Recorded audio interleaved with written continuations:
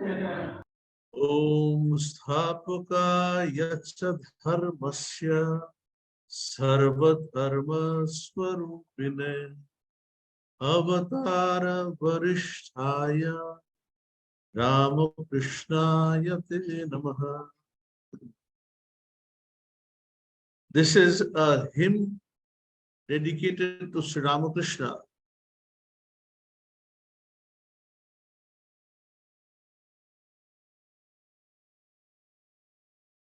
And composed by Sthapakaya cha dharmasya, one who has been able to establish or re-establish dharma, the basic codes of conduct or religion. Sarva dharma swarupine, who in his life was able to give the essence of all religions. Sarva dharma swarupine, avatara varishtaya Ramakrishnaya te namah. In the persons in whom religion magnifies better, those are termed as avatara in Hinduism. Avatara, you can easily understand it by comparing with avatarana. Avatarana means coming down. As it were, such great persons come down to this earth to be able to teach others how to tread the path of religion. You might think that this was a eulogy to his guru by Swami Vivekananda. But we'll come to those parts later on. First of all, I would congratulate the Vivekananda Samiti of IIT Kanpur for taking up this topic. I would say this is somewhat an offbeat topic, because we have seen people organizing seminars on Swami Vivekananda, who we can easily relate to. He was more of the modern type because he himself had spoken largely in English, and he was brought up in the modern education. On the other hand, Sri Ramakrishna comes from the soil of India. He was born in 1836 in the village of Kamarpukur in Bengal. In those days, India was under British rule. When Sri Ramakrishna was born, East India Company had the rights of business in India. They were strongly competing with other European countries in trying to usurp the various business areas and ports of the country of India. Because all of these countries, European countries, had the vast nation India in their mind, the huge market that it offers. All of them had heard about the huge possibilities that India had. In fact, Christopher Columbus, way back in 1893, had journeyed from Spain to be able to discover this land of India. And it was by chance that he had landed up in what is known as the United States of America. It was because of this reason that the aborigines of that country were known as Red Indians, mark the name Indians,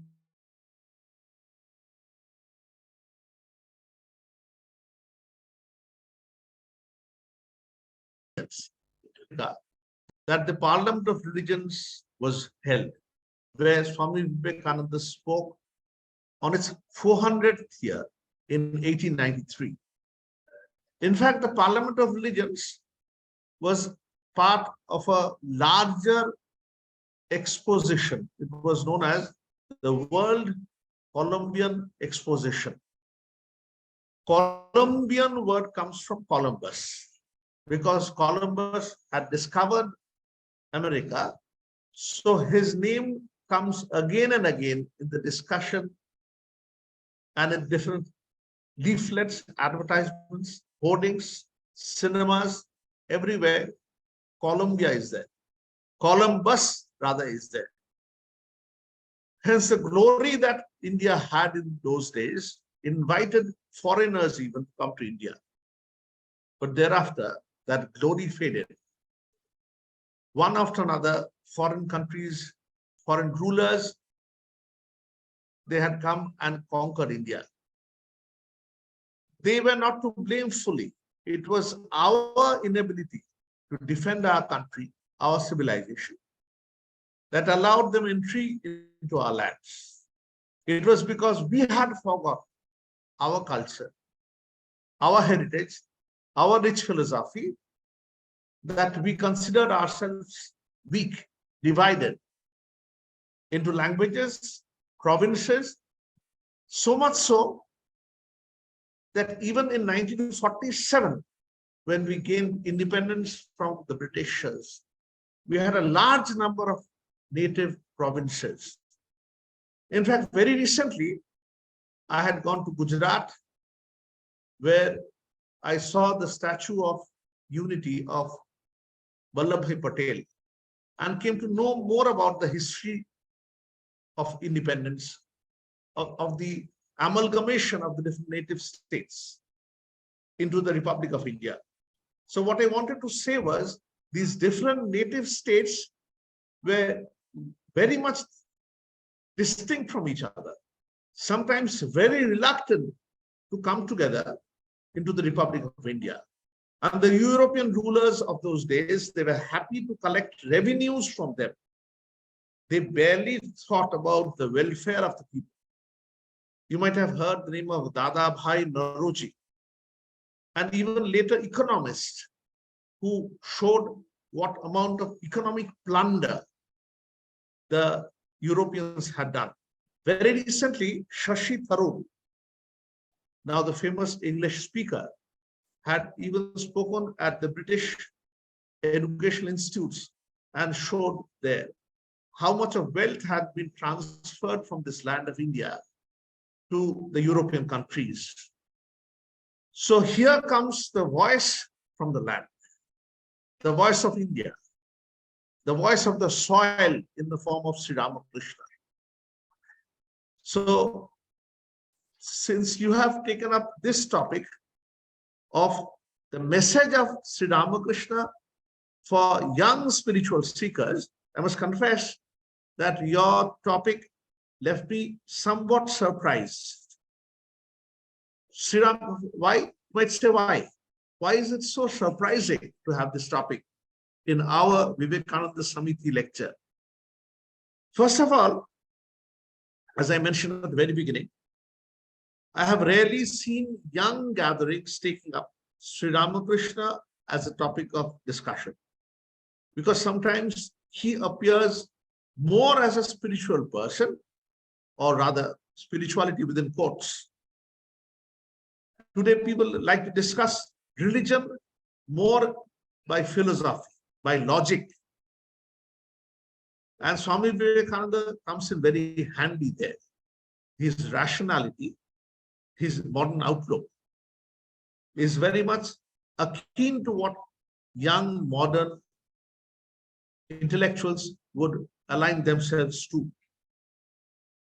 So when you think about Sri Ramakrishna, the message of Sri Ramakrishna, you must definitely have thought that he has something unique to offer, which was beyond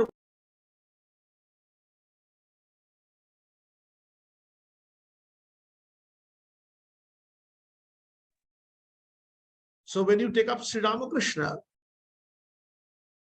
his message, his uniqueness must be highlighted all the more.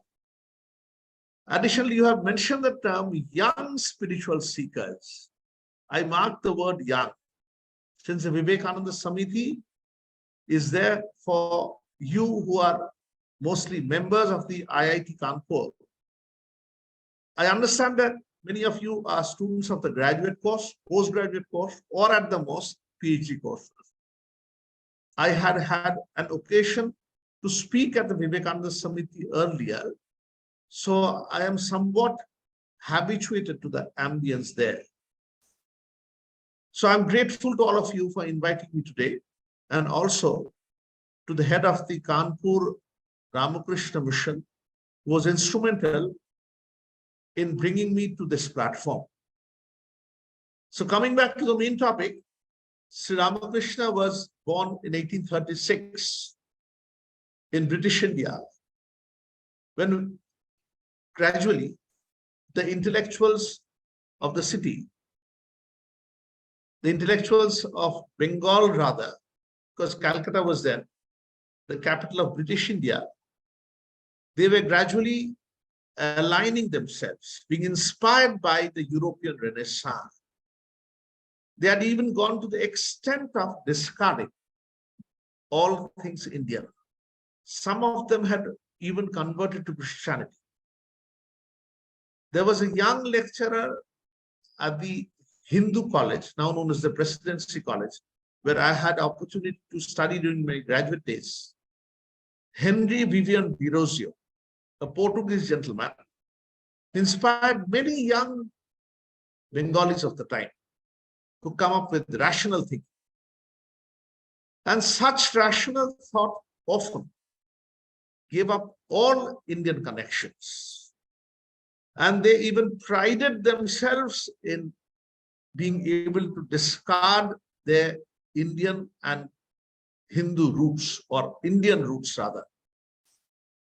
It was in this milieu, it was in this background that Sri Ramakrishna was born in 1836, away from the cosmopolitan atmosphere of Calcutta, where all these social movements were gaining ground.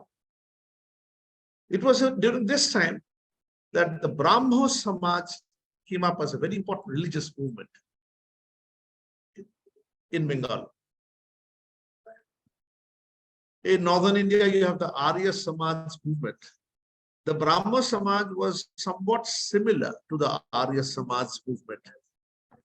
The Brahmo Samaj, like the Arya Samaj, went back to the Vedas and the Upanishads and took the philosophical part of it. But they largely confined themselves to philosophy. And sometimes this appeared as dry intellectualism to the vast majority of Indians. And Brahmo Samaj was largely confined to educated persons in the cities, among the educated youths. And finally, the Brahmo Samaj, like many of us educated Indians today, confined the discussion of religion to reading of books, gaining more and more mastery over study materials. Religion was largely a matter of intellectual cogitation, of discussion, of philosophy, and less of practice. It was as if like a stark reminder, in stark contrast, you see Sri Ramakrishna's life, where you have religion more in practice, where religion is not there in dry intellectual discussions or confined to rituals only. Sri Ramakrishna would say in his Bengali, Bhagavan labhi manushya jiboner uddesho. Translated into English, this reads, the goal of human life is God realization. Imagine the contrast of the times. You cannot imagine a sharper contrast where Bengali young people educated in the European colleges of the time, like the Hindu college or the Scottish Church college, they were discarding their own Hindu identity, some of them taking up Christianity, or many of them discarding all religious practices. In fact, Swamiji's father, Vishwanath Datta, Swami Vivekananda's father, himself has been termed as an agnostic. An agnostic is one who does not believe in any ritualistic religion, or to put it precisely, he doesn't believe in the truthfulness of God. He believes in doing good, in being a good person, but God or metaphysical realities are useless to him. What is unseen, what is not felt by the senses, senses are the eyes, the ears, the hands, the feet, the organs of perception, the organs of speaking, hearing, anything which is not perceivable by these organs were unreal. The word atindriya, beyond the indriyas, were often cock and bull for them. But religion is realization. Swamiji would say in later days, to quote Swami Vivekananda, he would say, religion is realization. It is not the amount of dogmas that it is put into your brains and runs riot there. You memorize a lot of scriptures. You have a general knowledge of the lives of the great seers of the country. But unless you are truthful, you lead a virtuous life. You lead a life of sacrifice for others. Religion would never be tangible for you. I remember an interesting teaching of Swami Brahmananda, another disciple of Sri Ramakrishna other than Swami Vivekananda. Someone asked him, well, why do you need a religious teacher, a preceptor? He gradually explained, you see, for learning anything, you require a teacher. Today you have the internet. You have various means of gathering knowledge. Even huge libraries are there. It's a different question that people are going to the library by lesser numbers now. But those are great places of learning. The internet, the library, number of books, even the classrooms. But with these, can one be a learned scholar? No. You yourself are studying in one of the reputed institutes of India. Unless you have a human element there, unless you have a teacher to guide you into what you should learn, you would not be able to wade through the big jungle of learning. Whichever subject you choose, physics, chemistry, mechanical engineering, computer science, economic, statistics, for all of these, you require a human guru, a human teacher, to be able to guide you into which is preferable for you. Even within a particular discipline, say I had studied economics in my major days. So when we gradually move to the higher level, from the lower levels of learning, gradually there's more and more specialization at the post-graduation level, at the PhD level, from the BTech as you move to the MTech, or in the IITs. I've been to the laboratories in the chemistry department there. There are huge laboratories there, but there too you require guides who will be able to tell you which line is preferable for you, whether organic chemistry is your line, or inorganic chemistry, or physical chemistry. You require someone to guide you along this path, along this maze where you can often lose yourself. Similarly, in this religious field too, you require a teacher who will be able to guide you. It is not that he should be looked upon as God. He is someone who, with a torch in his hand, takes you across the dark lanes of this abstruse religious life, so to say. But as he leads you to light, then he leaves you independently. You walk through gradually. The Upanishad says, Uttishtata Jagrata Prapya Bara Nibodhata Shurasya Dhara Nishita Duratyaya Durgam Pathastat Kavayo Vadanti. This is a very famous line. In fact, Swami Vivekananda has quoted this verse a number of times. This Upanishad verse says, Uttishtata Jagrat. Rise up, O aspirant. Young seekers, it tells you, rise up. Uttishtata Jagrata. How do you do that? Prapya Baran Nibodhata. Bara means the better ones, the wise ones. Prapya Baran. After having obtained the Vara, the better ones, Nibodhata, awaken yourself. But it reminds you, it cautions you, Shurasya Bhara. This road is not easy. Which road is easy? Even when you have got a chance in the IIT Kanpur, was that road easy? Any line to excel requires sacrifice. And the spiritual line is all the more. So it says, Shurasya Dhara. It is like walking on the edge of a razor. Nishita Duratyaya. Nishita, covered with darkness. Duratyaya, difficult to cross over. Many people would be lost on the way. But still, you must not lose heart. Be brave. This line is for the brave, for the persons who are ready to sacrifice for a great cause.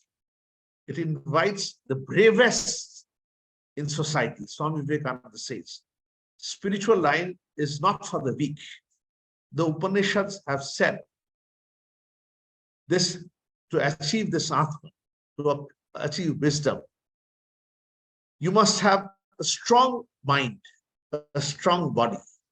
Mere intellectual cogitation won't do. You must have a pure heart.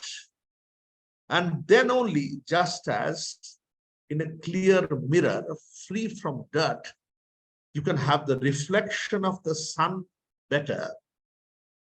You can see the rays of the sun in its full brightness in a clear mirror. Similarly, when your heart and your body is cleansed of dirt, of impurities, by selfless work, by work done not merely for your own self, but you reach out to others, then only would this spiritual realization be even understandable.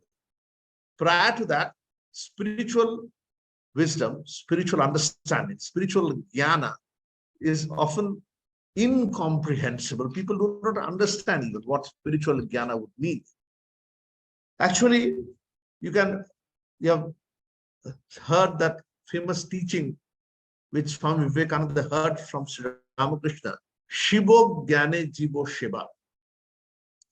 This was like a big revolution in the firmament of Indian spiritual and religious movement. What it says is, Shivo Jnane Jivo Shiva. It means Jiva Seva, serving human beings, is veritably Shiva Jnana. You must serve human beings with the idea that you are serving God. It's not easy, I tell you.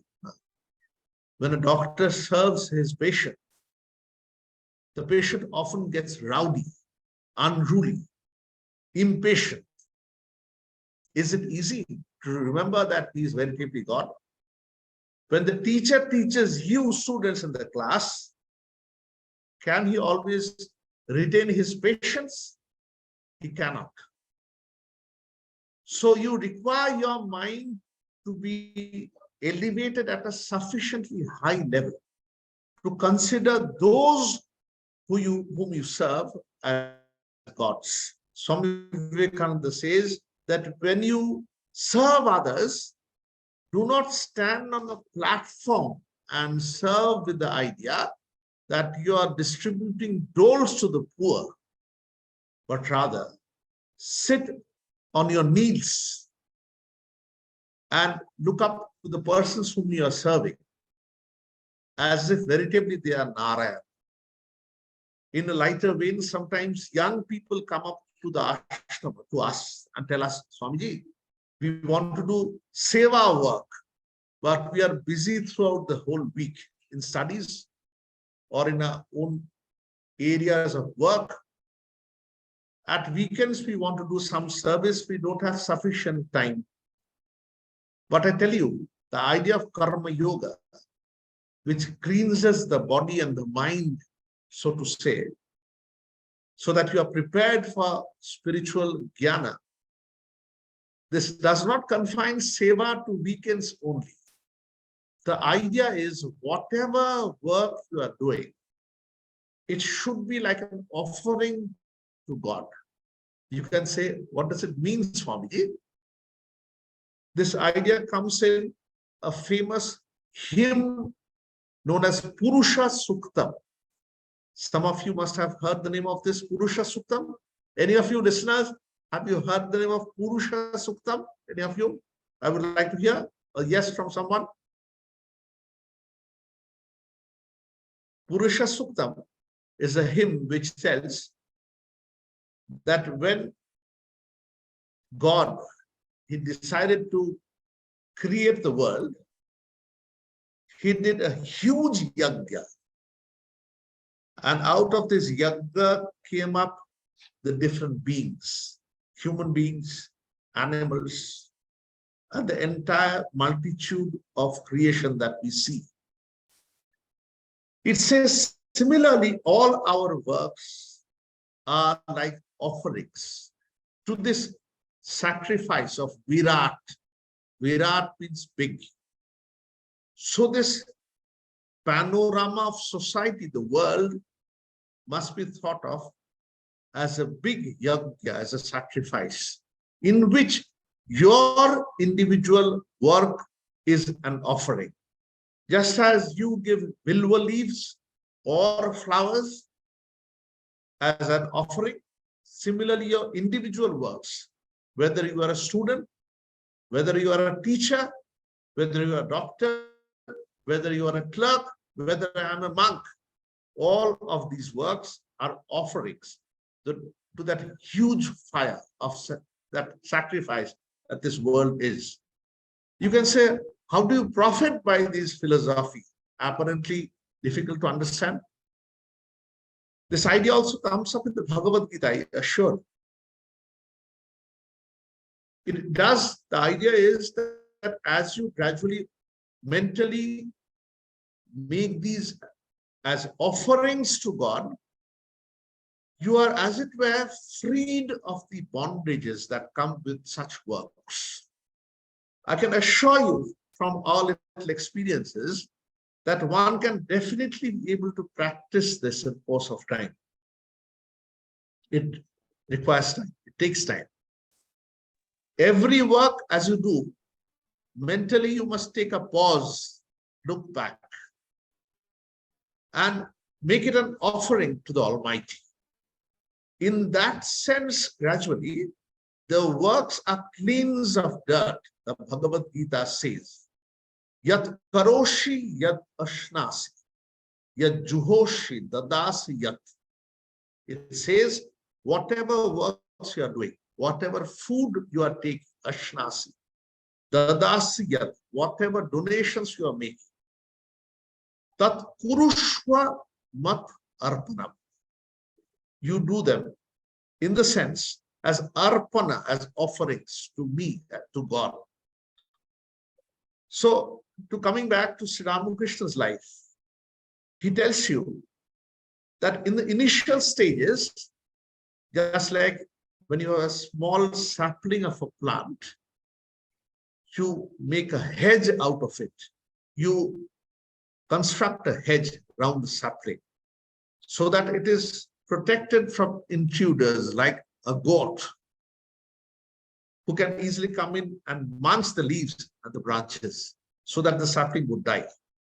So in the initial stages, you require a hedge, a protection, so that gradually the sapling can grow into a healthy plant one day.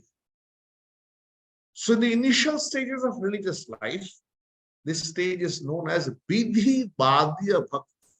Vidhi means rule. The bhakti, the devotion, which is conducted according to rules, is known as Vidhi Badhya Bhakti. But in course of time, when you start having a love for this Vidhi, then these rules are broken. The fences are broken. You start having a love towards the subject. I'll give you a simple example. In the initial days of your study, the teacher has to goad you, to force you into doing the homeworks. It is by his, or rather because of his constant prodding, that you go on doing the homeworks. But as examinations draw nearer, as you study more and more, you start having a love for the subject. Then the teacher do not have to coax the pupil to study more. The student, the pupil, the boy or the girl, feels that, oh, how nice this subject is. Why didn't I start studying it still earlier? This is where Vidhi Badhya acts gradually moves to what is known as Raga Anuga. Anuga means following, Anuga. Raga means love, Anuraga. So when gradually Vidhi or rules are transcended and you move towards love for the subject, then fences, the different hedges that protect the plants are no longer necessary. The plant has gradually grown up into a big tree. So much so, Sri Ramakrishna would say, so much so that even now you can tie a cow around that big tree so that the cow would not escape from that place.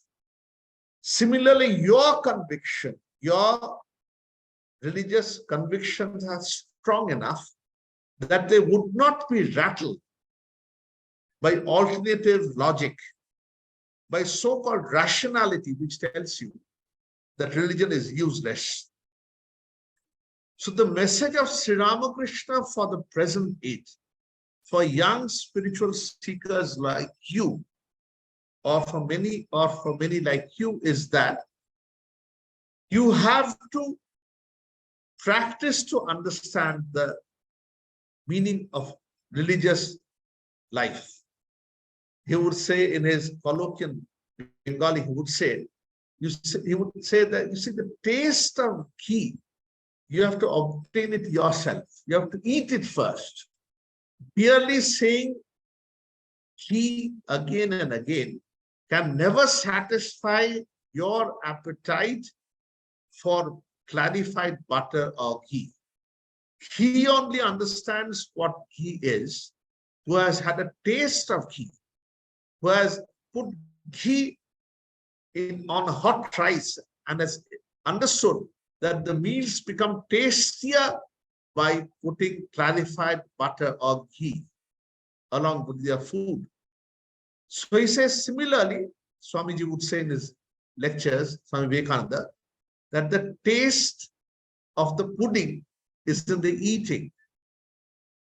You can never understand what the pudding is unless you have tasted it yourself.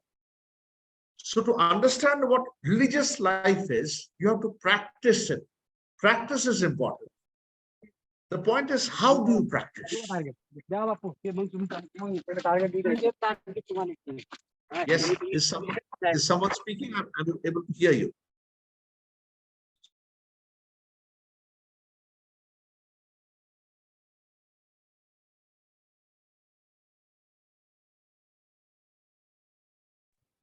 Swamiji, you are unmuted.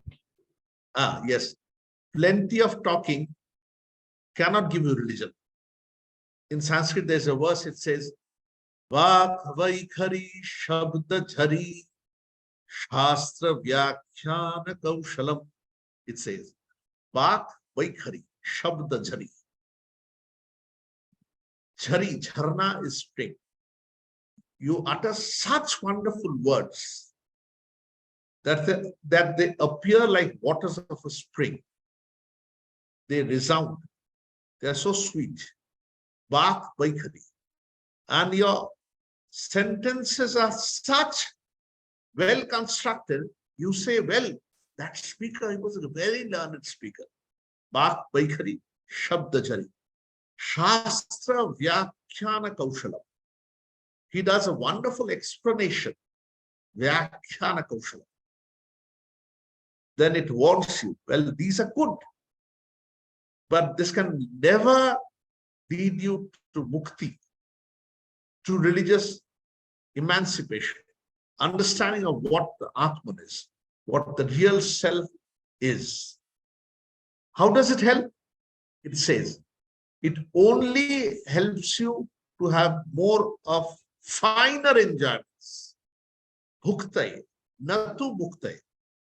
Others would say, what a great Pandit this speaker was. What a command over language. How much of quotations he could give from the Bhagavad Gita, from the Upanishads, or even from the English scriptures. But would it lead to religious understanding? He said, no, would never do so. Now to come to the uniqueness of Sri Ramakrishna's life. First of all, in this method, he was somewhat similar to Jesus Christ and Bhagavan Buddha. He had spoken in the language of the masses. What do you mean by masses really? Because Sri Ramakrishna had mostly stayed in the land of Bengal. In Bengal also, the language Bengali, you have the Bengali of the intellectuals. You know, Bengal has had many literateurs, Rabindranath Tagore and many of them. So they could speak the language of the elites, of Bengalis who have had a very, very good education. But these are more mainly confined to the cities, urban people, so to say. But the masses who live in the villages, their Bengali is different, rustic Bengali. So Bengal, like any other languages, have different shades. So Sri Ramakrishna's Bengali was what is known as Chalit Bengali. The Bengali which was rough of the villages. He did not have the polish of the educated Bengalis. The most popular collection of Sri Ramakrishna's teachings, which were recorded live, is known in Bengali as Sri Sri Ramakrishna Kathamrit. In Hindi, it is translated as Sri Ramakrishna Vachanamrit, and in English, the Gospel of Sri Ramakrishna. I would tell you all, young students that you are mostly, that you must read this book. It is like chapters of a drama, I tell you. The book is so nicely recorded by a person known as Mahendranath Gupta, who himself was the headmaster of a school in his later days. He had recorded it verbatim. Verbatim means in every chapter, you have the names of the persons who are there on that date. And he would describe the scenario, a description of the place, a description of the atmosphere on that day, and then the occasion where the people have come together. And then he records. Sri Ramakrishna sometimes speaks to intellectuals like Bankim Chandra Chatterjee, who composed a Bande Mataram, to Ishwar Chandra Vidyasagar, that great educational reform of Bengal. Sometimes to leaders of the Brahmo Samaj, like Keshav Chandra Sen, like Shivnath Shastri. But on many occasions, he speaks to devotees who have come with worldly afflictions. Some have lost their sons. Some of them have lost their jobs. Some of them are grieving the loss of their near and dear ones. When people come in desperation to a religious teacher, how should we speak up to such people? We often face such traumas in our life. How does he deal with such people? Can he bring calmness to their lives? He goes up to meet Keshav Chandra Sen when he is almost at his deathbed. Keshav Chandra Sen is at his deathbed. How does Sri Ramakrishna speak to him? These are eye-openers, I must tell you. Often we have to visit persons who are very ill. How do we speak to them? I narrate to you how Sri Ramakrishna spoke to Keshav Chandra Sen. Keshav Chandra Sen was 2 years younger to Sri Ramakrishna. He was a thoroughly city person, but he had a deeply religious mind. And we must credit Keshav Chandra Sen for declaring the greatness of Sri Ramakrishna to the city of Calcutta.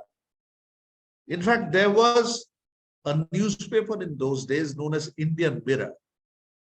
And Keshav Chandra Sen, because he was quite educated, he wrote an article in English on Sri Ramakrishna, where he said that near the city of Calcutta, where the Britishers are having their capital, you have a deeply religious person. His name is Sri Ramakrishna.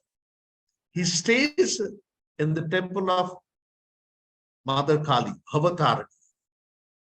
And he is a person who has practiced religion, so much so that he can declare from the core of his heart the unity of all religions. You must have heard the saying of Sri Ramakrishna, which says, Joto Mot, Toto Pots. So many religious paths, so are the practices. So, different practicing religions like Hinduism or the different strands within Hinduism, Vaishnavas, Shaktas, who are worshippers of Ganesha, Kartika, etc., or other religious faiths like the Muslims or the Christians or the Jews, all of them, they are calling on the same God, like the different radii of a circle, which meet at the same center. Similarly, these different practicing religions, apparently quite different from each other, lead up to the same center, which is God.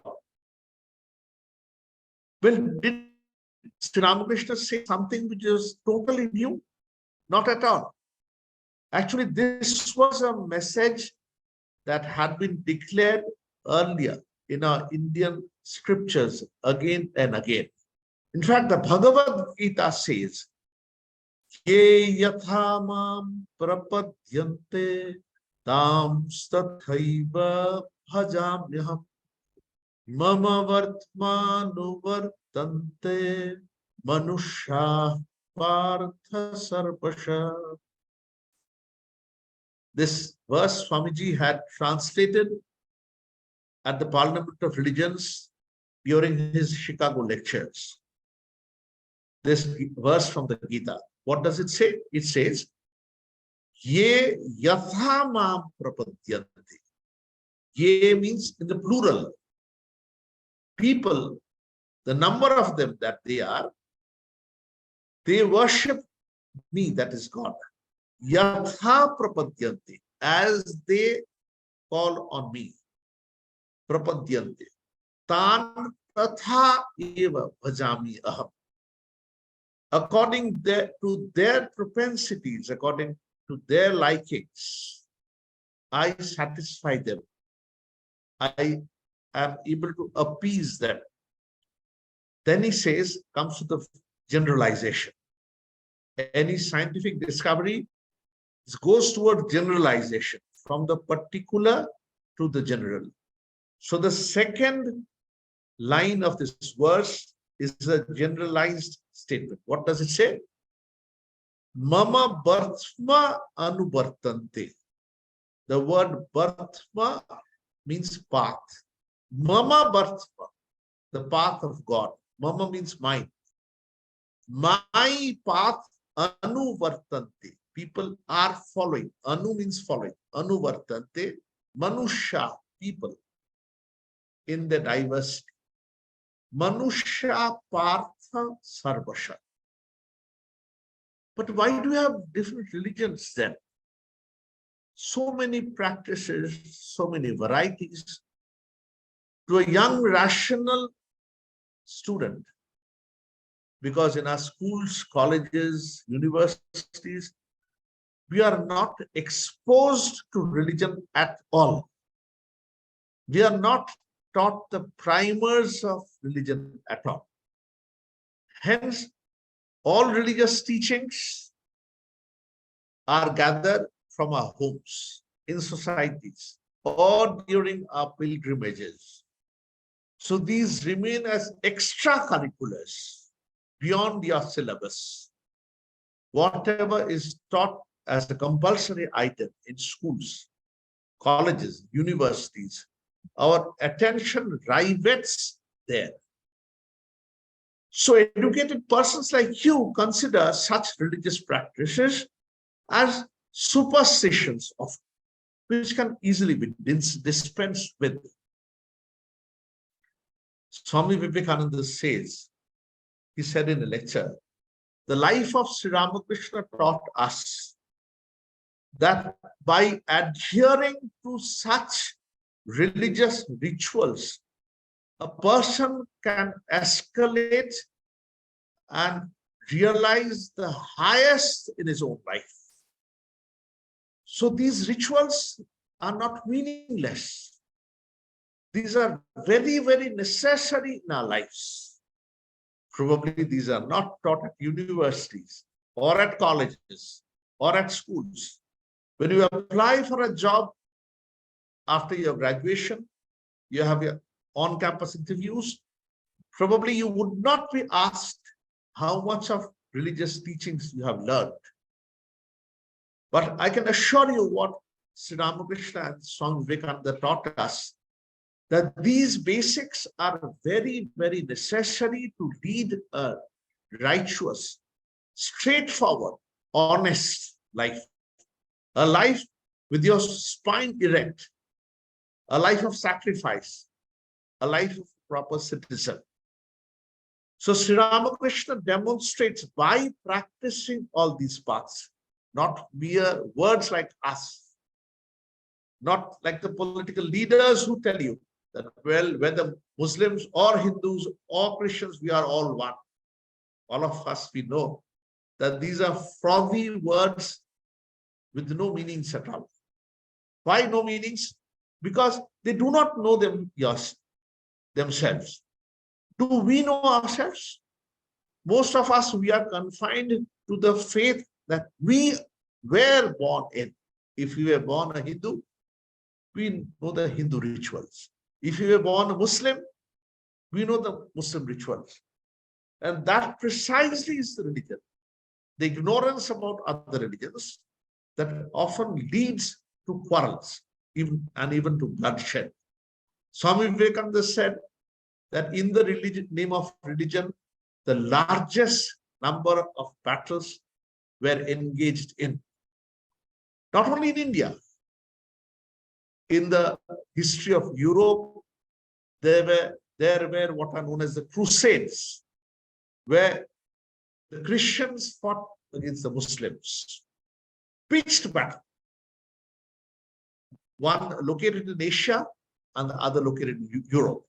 One having Turkey as the headquarters, another having the eastern part of Europe as the headquarters. Tremendous bloodshed.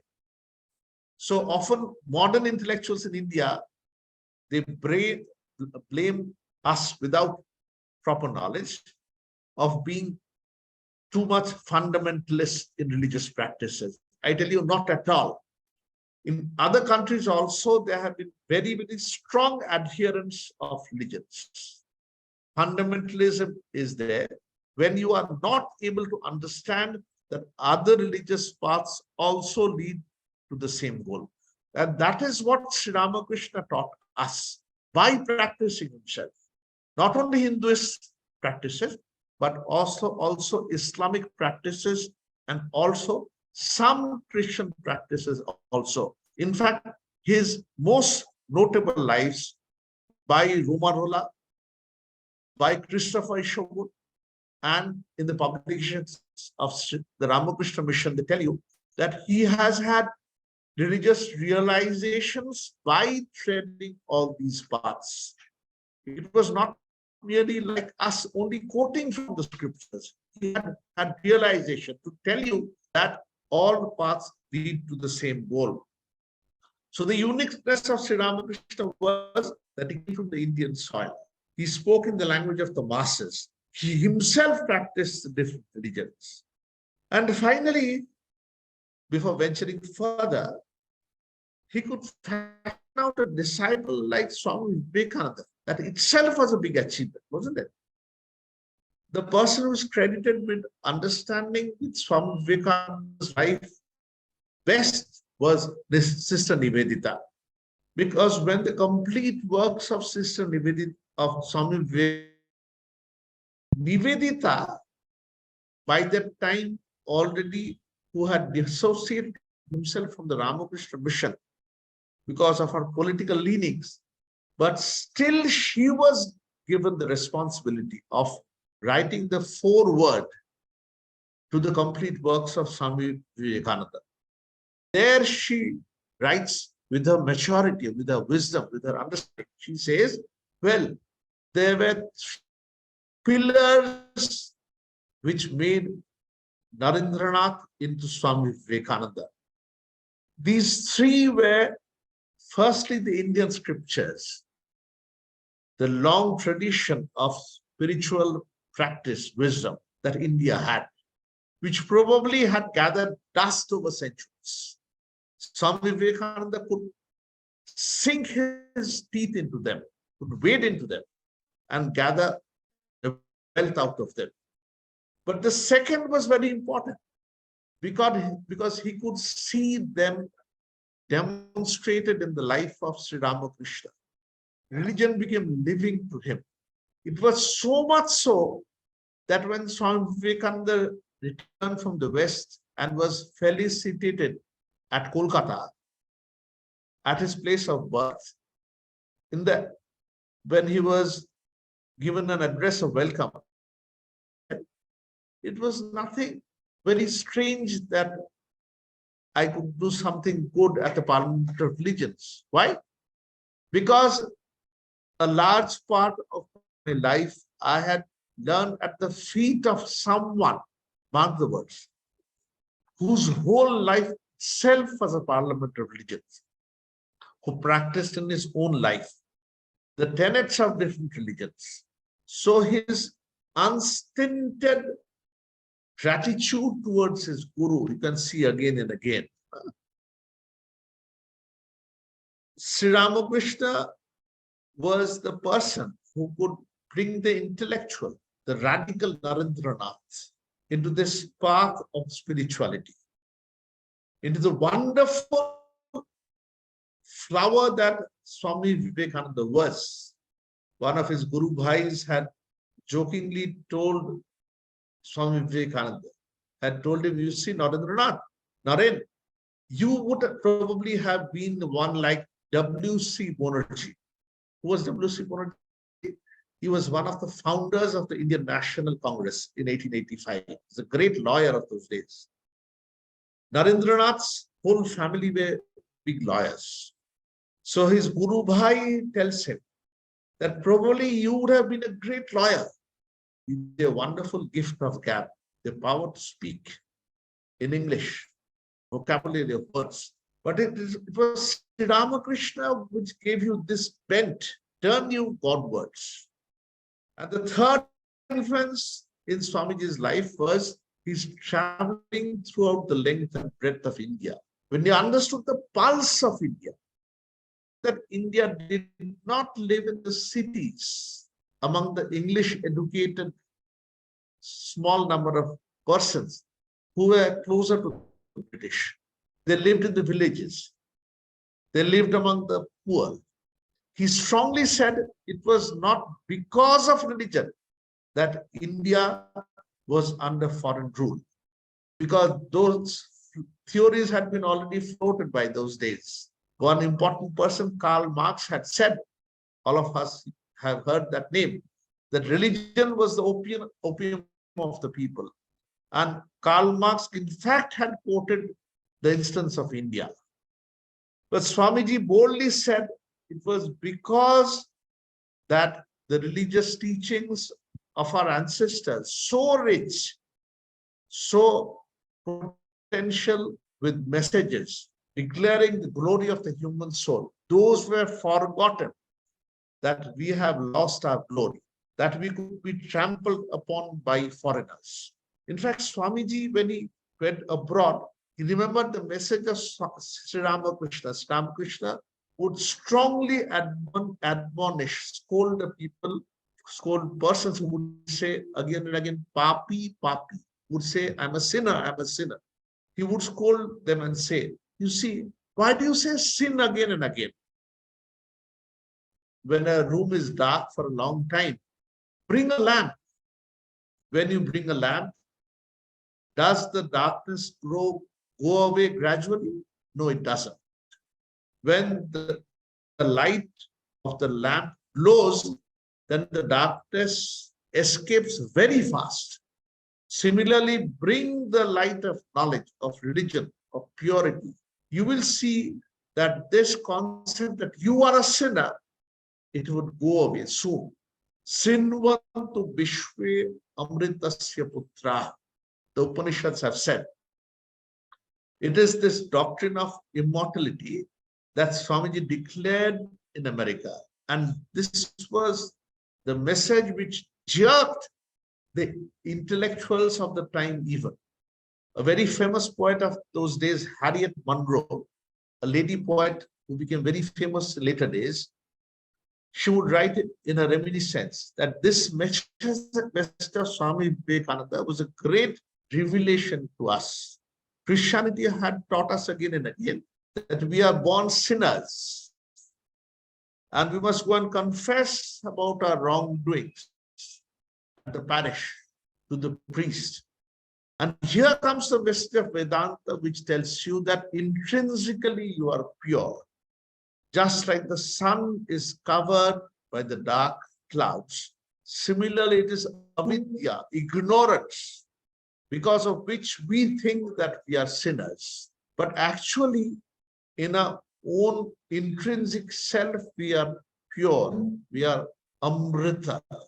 Sri Ramakrishna, by practicing this, again and again, was able to convey this truth to others. Swamiji would say in later days, religion means practice. It is a practical thing to do. Mere words won't do. And as I said, it was Sri Ramakrishna who said, Shibo Gyane Jibo Shiva. The Ramakrishna mission is today known not because of its temples, because of its worship, because of the Durga Puja, but is known more because of its service to humanity, because of its schools, colleges, hospitals, relief work, serving the poor, the afflicted. It was Sri Ramakrishna's teachings which was able to revolutionize the thoughts of Swami Vivekananda.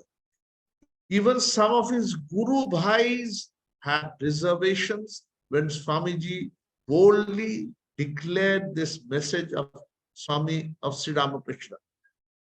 But people understood that it was the great heart of Swami Vivekananda, which was declaring this message and bringing this declaration of Sri Ramakrishna into practical life.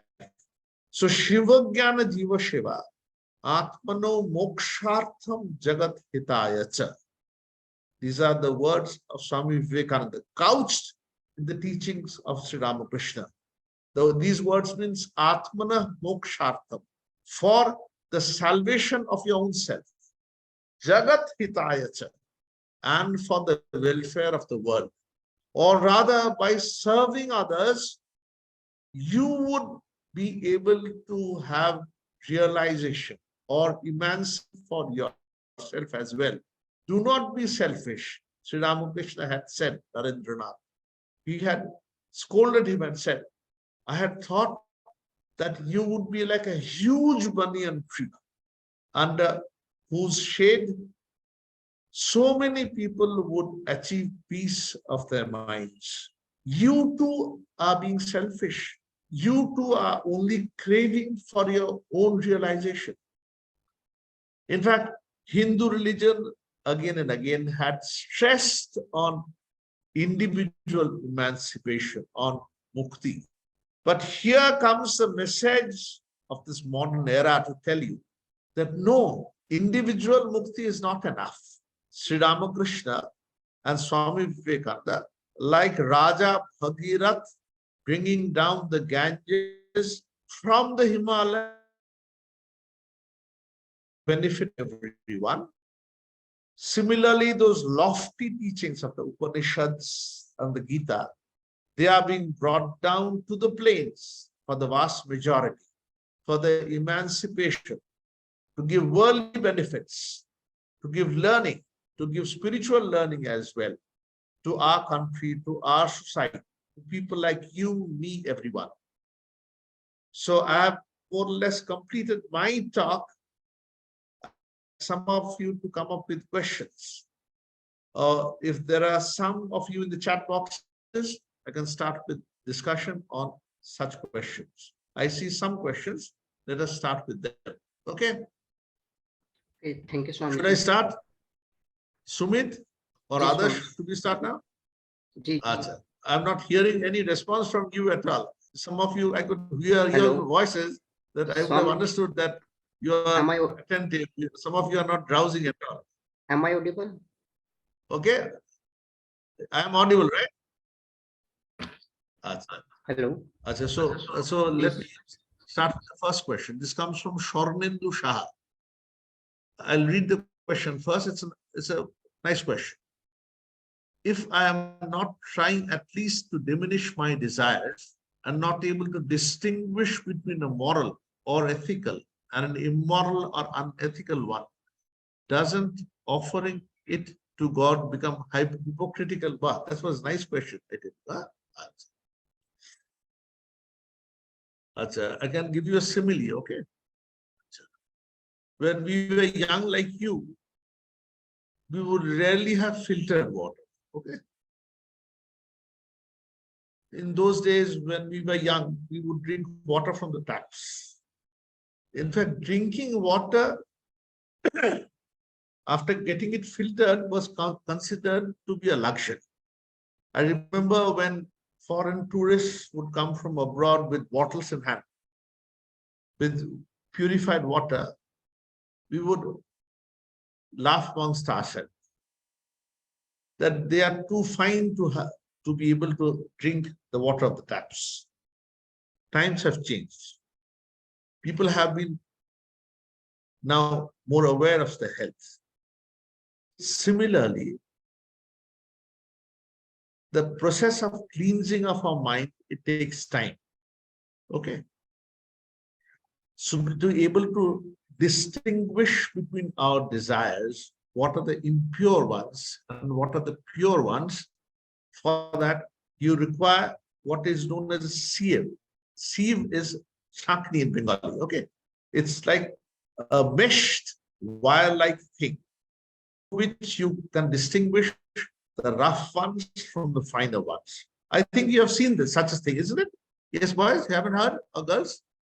Haven't you heard, seen something by which you distinguish the gross from the finer? You haven't done that? Yes, I don't hear your words at all. Yes, Shumid or Swarnendu, are you listening? Hello. Ji, Swami. Am I audible? So, similarly, to understand that when my mind is pure and when my mind is impure, it takes a time to discriminate. There's a word in English known as introspection. Introspection. In Sanskrit, the corresponding word is manana. Manana. After you engage in a thing, then you go back and assess the thought or the act. And then you put it in different chambers, some good and some bad. Okay. So the first step towards being pure is to be able to discriminate between good and bad. Okay. But to be able to do this discrimination, you must have this ability to look back, introspection. And for this, you require sometimes to sit and introspect calmly.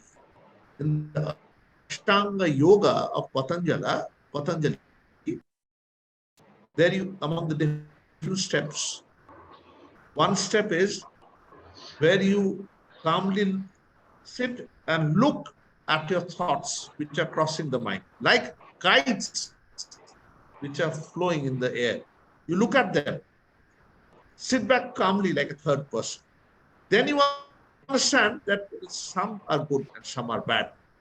Actually, when you make an offering of the thoughts or the words or the works being done, that process itself will engage you in judging whether they are good or bad. So this process of offering them, this actually is a prelude to judging your actions, of distinguishing the good from the bad ones. The Upanishads, there is the saying, you see, there are two options coming in front. One is known as Sreya, and one is prayer. Prayer is what gives you immediate happiness, but probably leads you to lament in the long run. Sreya is that which makes you sacrifice a bit initially, but makes you happy at the end. You have a terminal examination tomorrow, and there is an India-Australia T20 match being played out on the television. So you are in two minds, whether you would watch the cricket match or would be confined to your study room. So as you confine yourself to the study room, you have to give up something. This is Sreya. You look to bigger satisfaction which comes later. If you pick up the prayer one, prayer, coming from the word prayer, you have immediate happiness, but after the game, cricket match, you will sit down and lament. I would have been able to study a bit more and prepare myself for the examination tomorrow. So actually offering of works means it's a way of judging the good from the bad ones. This is what offering means. I go to the next question.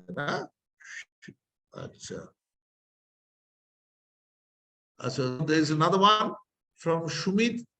Swamiji, in the campus life, where the majority seems to be aspiring for sensual pleasure, how do we maintain our motivation for spirituality in these situations? Very good question, I tell you, huh? So I can tell you from my personal experience. In those days, I was studying in Calcutta College, quite modern college where people would aspire for a good life later on. So in those days, the year was long back in 1942. I think most of you were not born at the time. So there we had in that camp, which was held very near Belur Mutt, many of us we had gathered, young men who were serious about religious practice. We wanted to lead a good life. And there I remember putting up this similar question. Yes, there was a Swamiji there. I was in my graduate days, I was a student. I told him, Swamiji, you see, in our college, it's quite a modern college. There's plenty of politics, plenty of discussions which are not directly related to spiritual life. In fact, people would tease us if they know that we are going to the Ramakrishna mission or Swami Vivekananda. He said, remember, I still remember his words. He said, you see, people come together. People, like-minded people must come together and in the process strengthen each other's thoughts. Sometimes we are individually weak, but when similar people come up for a good cause, you have strength of mind. You understand that what we have taken up is good. But why then earlier? Because you were actually governed by the majority. You thought, or probably your parents thought, that, well, why engage in so much of philosophical or religious discussions? How does it engage, profit you? Such thoughts can come up. So to summarize the point, that as you practice gradually and keep such company, then this life becomes easier. And read good books. There's a book, Raja Yoga by Swami Vivekananda. In the initial days, I tell you, it's a very good book. Raja Yoga tells you about practical spiritual methods. It tells you, just to give an example, that when night moves, the early hours of the morning, known as dawn, and when the whole day moves into night, known as dusk, sandhyaka. During those 2 hours, our minds are easily calmed. Why? He gives a scientific explanation. He says, during those hours, external nature gets quietened. The birds, they return to their nests. Similarly, you have a reflection of that in your internal nature as well. So during those hours, it's easier to control the mind. So he advises in the book Raja Yoga, during those hours, try to sit and watch the workings of the mind. Try to watch in which direction my mind is moving.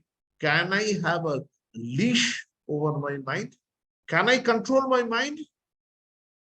Can I gradually govern the workings of my mind? Or, as the Upanishad says, or like a naughty horse, my desires, like the naughty horses, they can pull me in the wrong directions. They won't be able to do that.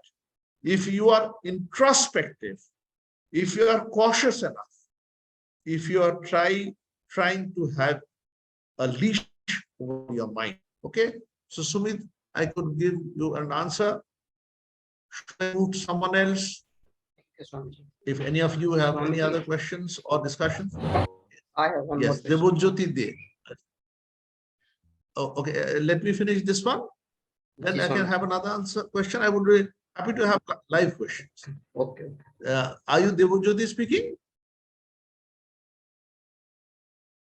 Devojyoti says, is it suggested to get diksha from a guru before starting such spiritual practice, or we can start right away by reading such book? Answer. So, Devojyoti, your question, I probably mentioned this topic at the very beginning of the lecture by giving you the example of Swami Brahmananda, a Guru Bhai of Swamiji, who said, like ordinary teaching, say like engineering or physics or chemistry, any branch of knowledge whatsoever, you would require a human teacher, a guru, a preceptor to guide you along the way. Similarly with religion also, guru is that. Sometimes modern men, they think that guru means you have to sacrifice all your independence to him. And for this, they feel an antipathy towards such concept. It is not that. Guru means actually he tells you about how to lead a proper religious life, or rather how to do the basic sadhana. For this, sometimes taking a diksha can be useful. But I tell you, in the Ramakrishna mission, do not advise diksha for all and sundry. Diksha or giving a mantra, for that you require a certain basic preparation.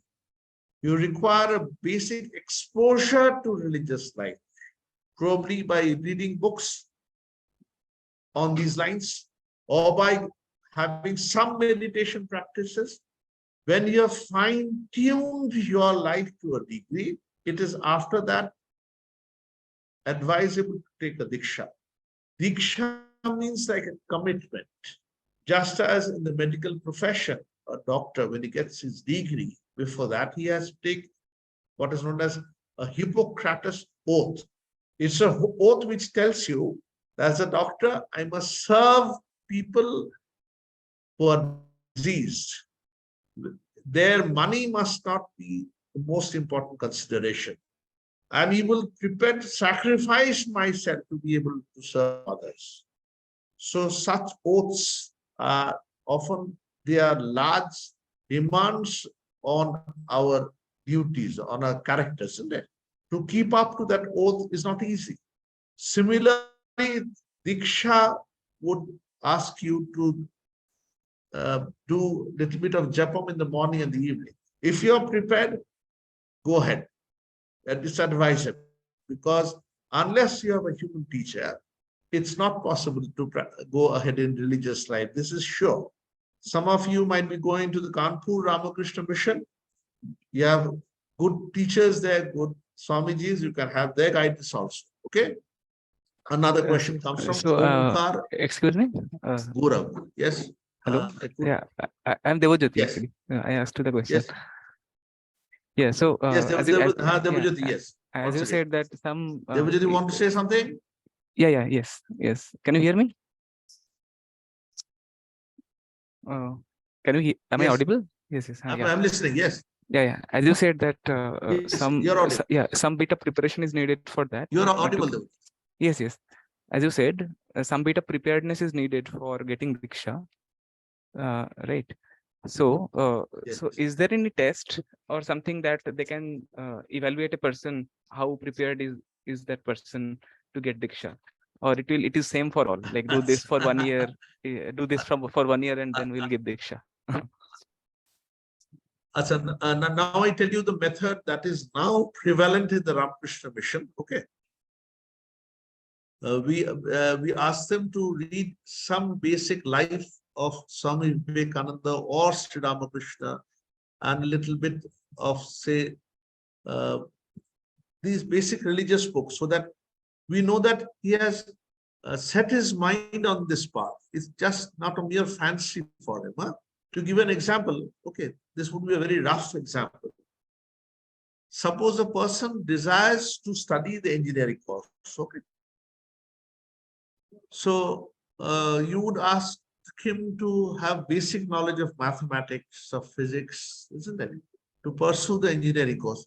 Am I correct? What do you say? Devajyoti? Yes, sure. You're correct. Isn't it? So similarly, when you aspire for something, our scriptures say you must be an adhikari. Adhikari doesn't mean having privileges. It means that you are equipped enough for a particular path. Okay. So a basic reading of some books are prescribed. when you want to have a diksha. This is only to ensure that you do not take up the diksha as a mere fancy, which you can easily give up after some time. Okay, so that you remain steadfast in this commitment for a long time. This, to ensure this, some insistence on reading of books is done in the Ramakrishna mission, right? I Right. hope you get the answer. Yes. Anyone else? I had another question actually, but I let others to pose their question. Then, if time permits, yeah. Okay. If no one is there, you can easily bump in. The first one gets the chance. So another question is there. Yeah, that's changed. Even though we try to sacrifice the work to God, as you said, then the work doesn't get that much attention and can't do the given work that good. How to tackle this, Maharaj? So I read the question. Even though we try to sacrifice the work to God, as you said, then the work doesn't get that much attention and can't do the given work. Sorry for interrupting you. You missed the first part of the question. Oh, right. So can you just read it for me? Sure. Can you just when we try to be religious or go towards God, no any work interests that much as God. So in that time, how to do the work? Right. Even though we try to sacrifice the work to God, as you said, then the work doesn't get that much attention and can't do the given work that good. How to tackle this, Maharaj? When we try to be religious or no any work interest that much as God. That's it. So if okay, let me see how you, your perspective. So we had just had a brahmacharya diksha way back in 1893. Okay, we had been a ceremonially in white clothes at that time. So when we have this become a brahmachari in a white clothes, we are given the opportunity to go up to seniors and put questions. So in the Ramakrishna mission, we have to do plenty of works. And the idea is similar to your question, that you surrender the fruits of those works to God. So I remember putting a question to the senior Swami at the time. I told him, Maharaj, see, suppose I am doing accounts or I am taking classes. So in the midst of the classes, should I close my eyes and then remember God and surrender the fruits of those works to God? So that would hamper that work itself. So remember, wiser counsels, listening to them later on, it was said, you see, do your works with your full attention. But after completing your work, try to remember surrendering those works to God. Well, this concept is largely mental, I tell you, because you haven't seen God, neither have I. But when you try to do this, you'll see suddenly there's a welling up of purity in your heart. You feel that your the canvas of your mind getting pure, that works that you so steadfastly, so selfishly considering it as your own, because you wanted praise for those works. And you will be upset if people say that you have done those works poorly. So all these, the praises or the blames, all these, when we surrender to the Almighty, to Virat or God, suddenly you feel that there's an elevation within. Then you can go to the next work. I know that it's not easy at all, but try to practice. I can assure you that this is what Bhagavad Gita has advised. Okay, it will definitely lead you to wisdom, towards bigger existence. Okay, can I move to the next one then? Right. So, yes, I think Debojyoti had another question. Debojyoti? Yes, yeah. So let me go to Rahul's question. Swamiji, how to get rid of laziness, as our body naturally wants to take rest and not to work hard? Wow. I think this is not a religious question per se. Okay, but still, so in the Bhagavad Gita, you have a discussion on the three gunas. Guna. This actually has been taken from Sankhya Darshana. Sankhya Darshana. It says that in our minds, in our bodies, there are three guna. Guna means qualities. These are classified as Sattva Guna, Rajo Guna, and Tamo Guna. So Rahul, have you heard about them? Rahul, by the way, Sattva Guna, Rajo Guna, and Tamo Guna. Rahul, have you heard? That was your question. Yes, Rahul? Yes, I don't Swamiji. hear. Acha. So these three things, these three qualities of them, the Tamo Guna is laziness, okay, indolence. I know that what is good, but I can't practice it. Duryodhana, he told his mother Gandhari, who was a very epitome of virtue. He told her, he said, Janami dharmam nachami prabritti. Janami adharmam nachami nibritti. He said, you know, mother, I know what is a righteous act, but still I'm not inclined towards that. And I know that what should not be done, but yet I am drawn towards such wrong acts. Such are the tamasika pravrittis. This is the first thing. How to transcend that or to get rid of that? Move towards rajas, it says. What is rajas? Suppose you are in your bed, you don't feel like getting up from the bed at all. So at that moment, you must remind yourself, get up immediately now. So if you try to meditate on your bed at that hour, I can assure you, this is what many try. It will be unsuccessful.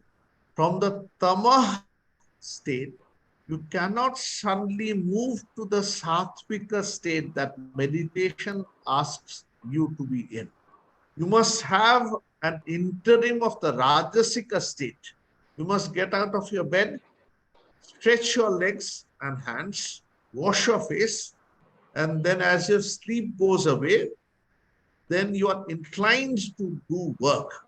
So from tamas, you move towards rajas.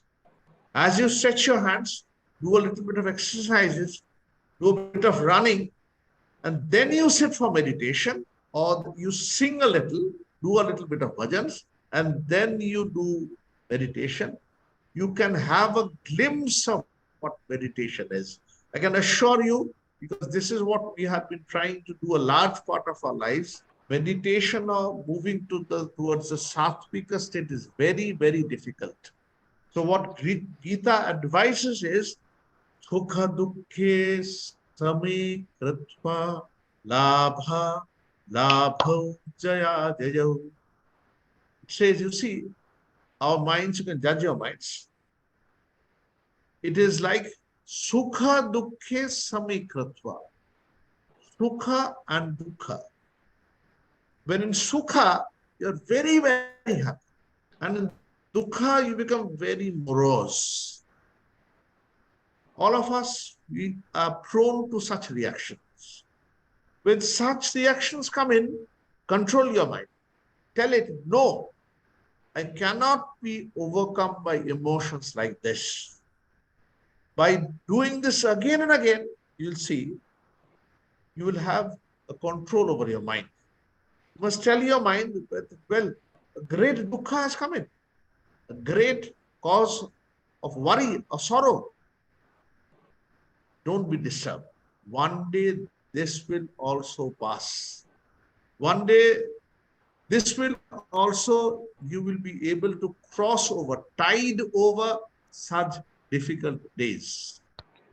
Gradually, like the low tide and the ebb tide, the bad days will be over. And then you will see the sun gradually is rising in the east again. Similarly, again, when very good days come in, you must not be overwhelmed with happiness. You must be so bowled over with your happy days of your joys that you lose contact with the ground totally. You're carried away.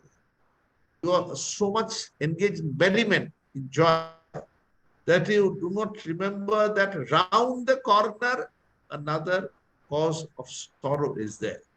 So by practicing equanimity, it is known as equanimity, sameness, again and again, you have a leash over your mind. Okay.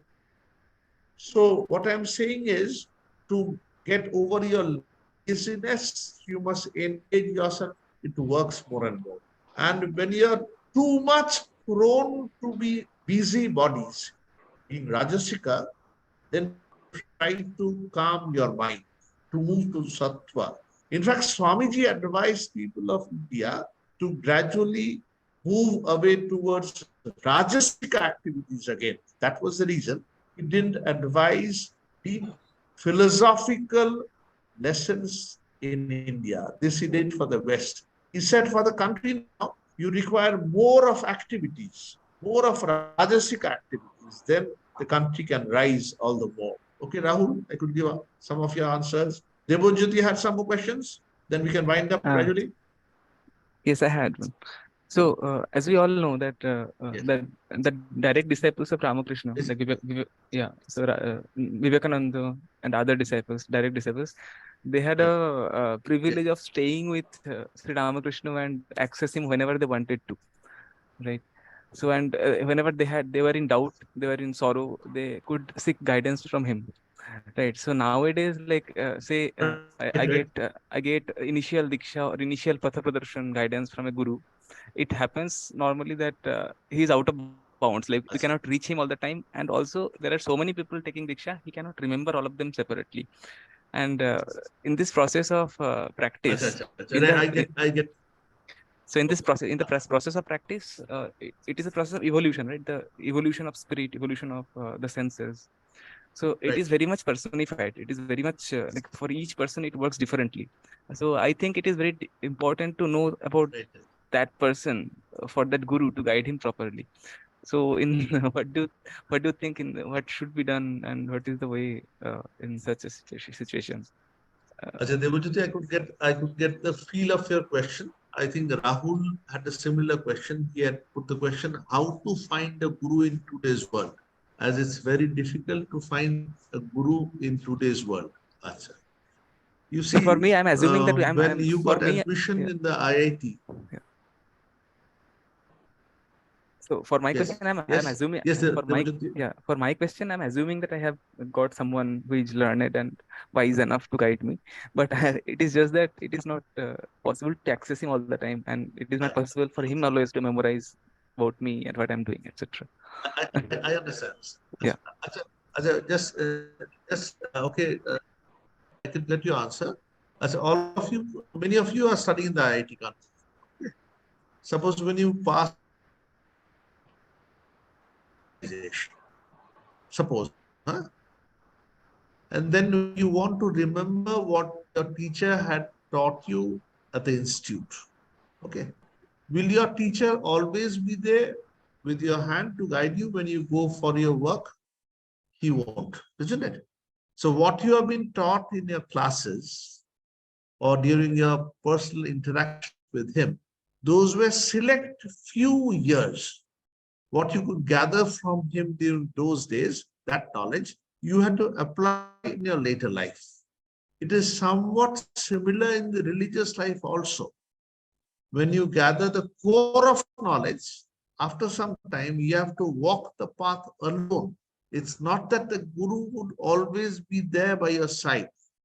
This is number one. Number two is about Rahul's question. I remember I had a well-wisher who had guided me in the spiritual life in the initial days. She would say, she was actually my mother. I would argue that, you see, can you see, I would argue. I considered myself to be an intellectual. I would say, but how in those days, somewhat like you, I would say, you see, Swami Vivekananda was such a great religious teacher. But today's sadhus, I would argue, that was my argument, would they be as great as Swami Vivekananda was?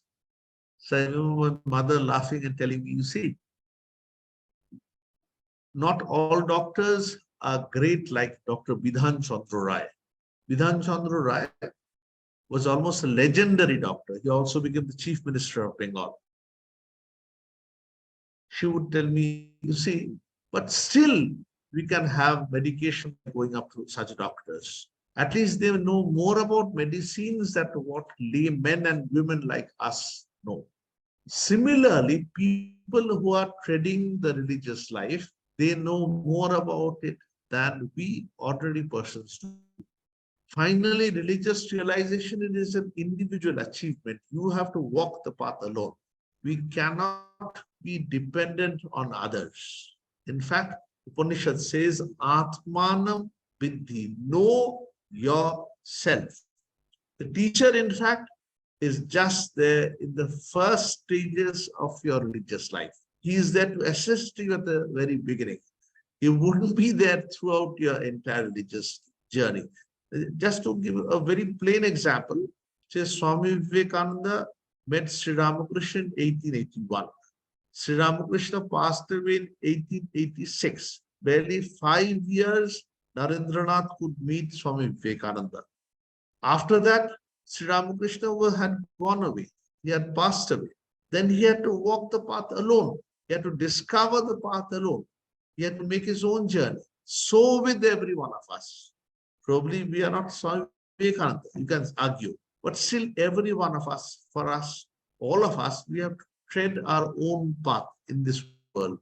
And similarly in this religious world also. Okay. So